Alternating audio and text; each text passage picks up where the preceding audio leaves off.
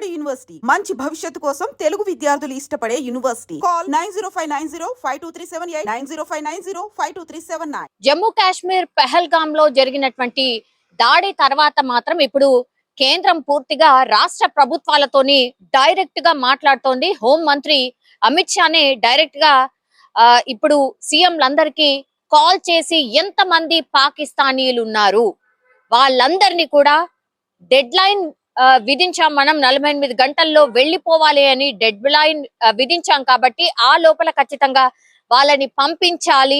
వాళ్ళు ఎవరెవరు ఎక్కడెక్కడ ఉన్నారు అనేది కూడా పూర్తి స్థాయిలో తెలుసుకొని వాళ్ళని పంపించాల్సిందే, మన దేశంలో ఉండడానికి వీల్లేదు అనేటువంటిది డైరెక్ట్ గానే అమిత్ షా అందరి రాష్ట్రాల సీఎంలతోని మాట్లాడి చెప్పినటువంటి సిచ్యువేషన్. ఇప్పుడు హైదరాబాద్ లో అట్లాగే తెలంగాణలో మరి పాకిస్తానీలు ఎంతమంది ఉన్నారు అనే లెక్క తెలుసుకునే ప్రయత్నం చేసినప్పుడు ఇన్ఫర్మేషన్ ప్రకారం అయితే 208 మంది పాకిస్తానీలు ప్రస్తుతం అయితే మన హైదరాబాద్ లో ఉంటున్నట్టుగా పూర్తిగా నిఘా వర్గాలు చెప్పినటువంటి పరిస్థితి అయితే కనిపిస్తోంది. వీళ్ళందరూ కూడా శంషాబాద్ లోని ఫారినర్స్ రీజనల్ రిజిస్ట్రేషన్ ఆఫీస్ లో ఖచ్చితంగా వీళ్ళ పేరుని నమోదు చేసుకోవాల్సి ఉంటుంది. ఎవరైనా సరే 48 గంటల్లో వెళ్లిపోవాలి అని కేంద్రమే ఆదేశించింది కాబట్టి పాకిస్తానీయులు ఇక ఎక్కడ కూడా అంటే భారతదేశంలో ఎక్కడ కూడా ఉండడానికి వీల్లేదు. అది ఎస్పెషల్లీ హైదరాబాద్ లో 208 మంది ఉన్నారని లెక్క తేల్చింది. అలాగే కేంద్రమే ఒక లిస్ట్ ని రిలీజ్ చేసింది కాబట్టి అందులో భాగంగానే ఇప్పుడు రాష్ట్ర సర్కార్ రంగంలోకి దిగింది.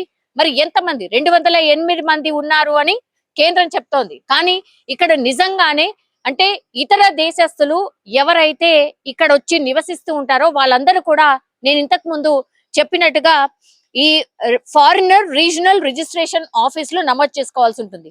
ఎంతమంది నమోదు చేసుకొని ఉన్నారు?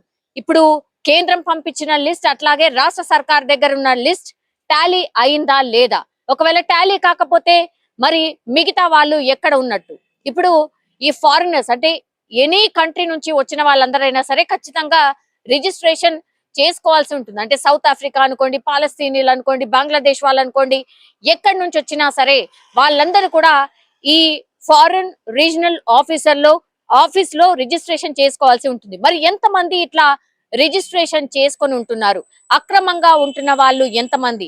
పూర్తిగా లెక్క తేల్చాల్సిందిగా ఇప్పుడు కేంద్రం ఒక రకంగా ఆదేశాలైతే జారీ చేసిన సిచ్యువేషన్. యాక్చువల్లీ పాకిస్తానీయులు ఇక్కడ ఉండొద్దు, పాకిస్తానీల లిస్ట్ మా దగ్గర ఉంది, మేము పంపిస్తున్నాం. అది కాకుండా అడిషనల్ గా ఇంకా ఎంతమంది ఉంటున్నారు ఏంది అనేది తేల్చాల్సింది. అట్లాగే 48 గంటలు మేము ఒక డెడ్ లైన్ పెట్టాం. సో మీరు కూడా ఆ 48 గంటల్లో పూర్తి స్థాయిలో పాకిస్తానీలు ఎవరైతే తెలంగాణలో ఉంటున్నారో వాళ్ళందరినీ కూడా రేపటి లోపు పంపించాల్సిందే అంటూ హోంమంత్రి అమిత్ షానే డైరెక్ట్ గా మాట్లాడినటువంటి సిచ్యువేషన్. సో స్ట్రిక్ట్ గా ఇది ఇంప్లిమెంట్ కాబోతోందని ఒక మెసేజ్ అయితే పంపించింది. పాకిస్తానీలు ఏ మాత్రం కూడా స్పేర్ చేసే అవకాశం లేదని డైరెక్ట్ గానే మెసేజ్ ఇచ్చిన సిచ్యువేషన్ అయితే కనిపిస్తోంది. సో ఈ నేపథ్యంలోనే ఇప్పుడు కేంద్రం ఆదేశాలతోని రాష్ట్ర సర్కార్ కూడా రంగంలోకి దిగినటువంటి పరిస్థితి. అట్లాగే ఈ రోజు శుక్రవారం ఈ రోజు పాత బస్తీలో మనకు తెలుసు ముస్లిం ప్రార్థనలు పెద్ద ఎత్తున జరుగుతూ ఉంటాయి. ఈ రోజు నల్ల బ్యాడ్జీలతో ఎంఐఎం పిలుపు మేరకు అందరూ కూడా ముస్లిం కి సంబంధించిన మసీదులు ఏవైతే ఉంటాయో అందులో అందరూ కూడా నల్ల బ్యాడ్జీలతో నిరసన వ్యక్తం చేస్తూ ఈ ఉగ్రదాడికి నిరసనగా చాలా మంది ఈ ప్రార్థనలో పాల్గొన్నటువంటి సిచ్యువేషన్. సో ఇవన్నీ కదలికలు చూసినప్పుడు మాత్రం కేంద్రం చాలా స్ట్రిక్ట్ గా వ్యవహరిస్తోంది. అట్లాగే రాష్ట్ర ప్రభుత్వాలు ఎక్కడ ఎవరున్నా సరే వాళ్ళందరితోని డైరెక్ట్ గానే మాట్లాడి ఏ పాకిస్తానీలు కూడా ఇక్కడ ఒక్క పర్సన్ ని కూడా ఉండడానికి వీల్లేదు.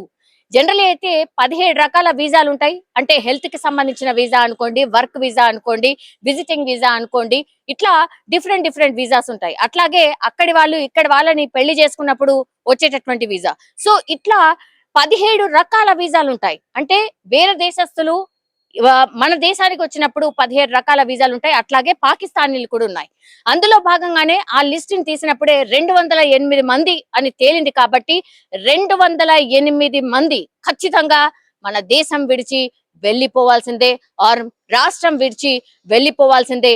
ఇది స్ట్రిక్ట్ గా ఇంప్లిమెంట్ కాబోతోంది అని చెప్పకనే చెప్పినటువంటి సిచ్యువేషన్. ఇప్పుడు పేషెంట్స్ ఎవరైనా ఉన్నారు, ట్రీట్మెంట్ కోసం వచ్చిన వాళ్ళు ఎవరైతే ఉంటారో స్పెషల్ కేటగిరీ కింద మరీ నడవలేని పరిస్థితిలో ఆర్ అన్కాన్షియస్ ఉన్న పరిస్థితిలో, లేదంటే ఏదైనా సర్జరీ చేసినటువంటి పరిస్థితిలో అట్లాంటి వాళ్లకు మేబీ స్పెషల్ పర్మిషన్స్ తీసుకున్న తర్వాత మినహాయింపు ఇస్తారేమో. కానీ మిగతా వాళ్ళని మాత్రం ఖచ్చితంగా ఏ ఆస్తులున్నా ఇంకేమున్నా సరే ఈ రాష్ట్రం ఆర్ ఈ దేశం విడిచి వెళ్లాల్సిందే. ఎందుకంటే దేశవ్యాప్తంగా మనందరికీ తెలుసు హై అలర్ట్ కొనసాగుతోంది. ఎందుకంటే ఇంకా కూడా ఈ ఉగ్రదాడు జరిగే అవకాశం ఉందని కేంద్ర ఇంటెలిజెన్స్ వర్గాలే, కేంద్ర నిఘా వర్గాలే పూర్తిగా చెప్పినటువంటి సిచ్యువేషన్ అయితే కనిపిస్తోంది. అందుకే ఇప్పుడు హోంశాఖ రంగంలోకి దిగినట్టు స్పష్టంగా అర్థమవుతోంది. సో ఉగ్రదాడి జరిగే అవకాశం, ఇంకో పెద్ద ఉగ్రదాడి జరిగే అవకాశం ఉందంటూ ఇంటెలిజెన్స్ వర్గాలే స్పష్టంగా చెప్తున్నటువంటి పరిస్థితి కనిపిస్తుంది. అందులో భాగంగానే ఈ గ్రౌండ్ వర్క్ అంతా స్టార్ట్ అయిపోయింది. కాబట్టి ఈ పాకిస్తానీలే కాదు, రాష్ట్రాలలో ఏ దేశస్తులు ఎక్కడెక్కడ వాళ్ళు ఎంతమంది ఉన్నారు అనే లిస్ట్ ను కూడా పూర్తి స్థాయిలో తెలుసుకోండి, పెట్టుకోండి అనేటువంటిది కూడా కొంతమేర హోంమంత్రి అమిత్ షా చెప్పినట్టుగా కూడా ప్రస్తుతం మనకున్నటువంటి ఇన్ఫర్మేషన్. ఇప్పుడు రాష్ట్ర సర్కార్ అయితే రంగంలోకి దిగింది. 208 మంది ఎవరైతే ఉన్నారో పూర్తి స్థాయిలో రాష్ట్రం విడిచి వెళ్లిపోబోతున్నారు. రేపటి వరకే డెడ్ లైన్ కాబట్టి ఇంకెవరైనా ఒకవేళ ఉంటే ఈ ఆదేశాలను పట్టించుకోకుండా ఏమవుతుందిలే అని ఉంటే వాళ్ళకి ఎవరైనా ఆశ్రయం ఒకవేళ కల్పిస్తే మాత్రం చట్టపరంగా వాళ్ళ మీద డెఫినెట్లీ చర్యలు ఉంటాయి అనేసి కూడా స్పష్టంగా చెప్తున్నటువంటి పరిస్థితి. ఇప్పుడు ఓల్డ్ సిటీ వైపు అయితే సెన్సిటివ్ ప్రాంతాలు మనకు తెలుసు, అక్కడ స్పెషల్ నిఘా కొనసాగుతోంది. అట్లాగే ఎన్ఎస్జి కమాండోస్ కి సంబంధించి కూడా అప్పుడప్పుడు వాళ్ళు కూడా వచ్చి, ఎన్ఐఏ అధికారులు కూడా అప్పుడప్పుడు వచ్చి పాత బస్తీలో కావచ్చు, నిజామాబాద్ ఇట్లాంటి కొన్ని ఏరియాస్ లో అప్పుడప్పుడు కొంతమందిని లిఫ్ట్ చేసి వాళ్ళని తీసుకెళ్లి ఇంట్రాగేషన్ చేశారు అన్నటువంటి వార్తలు కూడా మనం చాలానే వింటూ ఉంటాం. సో ఇవన్నిటిని దాటుకొని ఈ రోజు ఏకంగా ఇవన్నీ ఏమీ లేకుండానే డైరెక్ట్ గానే కేంద్రమే చెప్తోంది పాకిస్తానీ అని ఉంటే చాలు వాళ్ళందరినీ కూడా పంపించాల్సిందే. దానికి సంబంధించే పూర్తి స్థాయిలో గ్రౌండ్ లెవెల్లో కసరత్తు అయితే జరుగుతోంది. జమ్మూ కాశ్మీర్ నందు జరిగిన ఉగ్ర దాడిలో 26 మంది ప్రాణాలు కోల్పోయారు. అందుకు నిరసనగా ప్రాణం ఎవరిదైనా ప్రాణమే అని భావించి మేము ఈ ర్యాలీ తీయడం జరిగింది ఎంహెచ్పిఎస్ ఆధ్వర్యంలో.